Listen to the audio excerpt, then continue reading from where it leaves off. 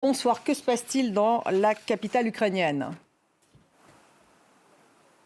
Écoutez, on attend comme maintenant la 12e nuit, le couvre-feu qui va intervenir dans quelques instants. Couvre-feu très strict, la loi martiale est très appliquée ici entre 20h et 7h.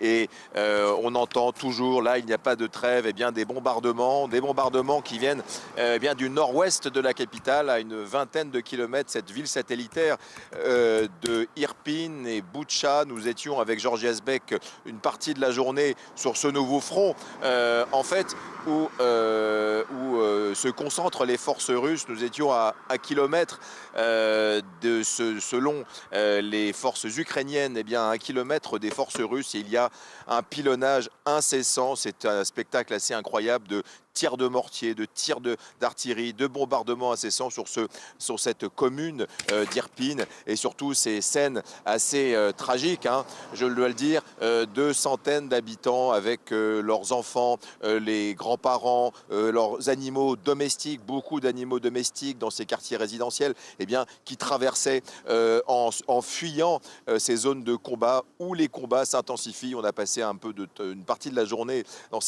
sur ce nouveau front. Il y a une intensification de ces combats. Encore une fois, ce rouleau compresseur militaire russe semble s'appliquer pour arriver après avoir bloqué l'Est, le Nord, cette partie Ouest maintenant qui se concrétise.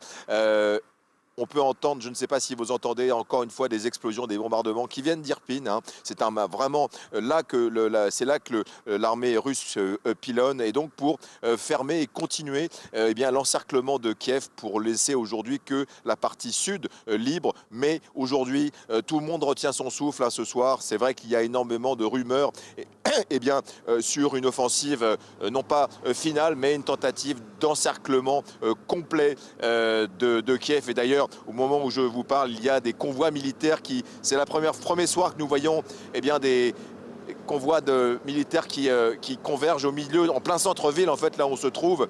C'est bien qu'on se prépare à une défense de la capitale avec cet encerclement, ce siège qui pourrait commencer assez bientôt. En tout cas, on sait ici que c'est qu'une question de jours. Merci Cyril.